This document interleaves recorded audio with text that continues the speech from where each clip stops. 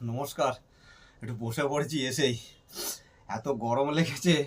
সকালের দিকে ঠান্ডা ছিল, এই দুপুরবেলা, এখন দুপুর হয়ে গেছে।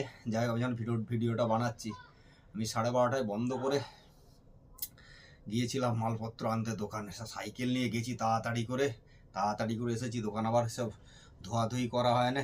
এই ধোয়াধুয়ি বলতে এই যে সসপ্যান টসপ্যান সব পড়ে আছে, ধুতে হবে।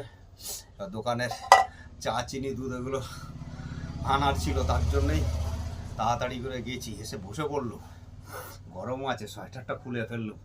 যাই হোক বন্ধুরা, সবাই ভালো থাকবে। যাই হোক, আমি কি এনেছি আজ একটু দেখাই। বলো উৎপল্লা কি আনতে যাই। আমি ডেলি যাই, প্রত্যেক দিন।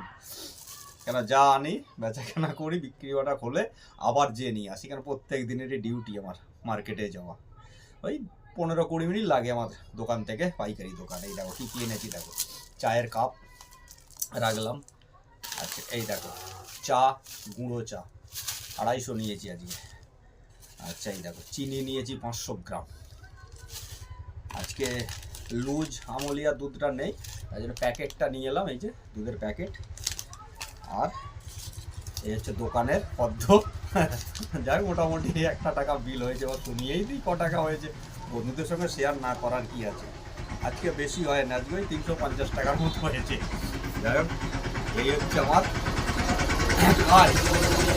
ডাক্তার যাচ্ছে একটা। যাই হোক, এগুলো রাখলাম। আর এবার হবে সসপ্যান মাজা ধোয়া করে, তারপর বাড়ি যাব স্নান করে, ভাত টাত খেয়ে। দেখতে দেখতেই তো আবার 3টে 3:30 বেজে যাবে, তারপর আবার দোকানে চলে আসবো। যাই বন্ধুরা, সবাই ভালো থাকবে, নমস্কার।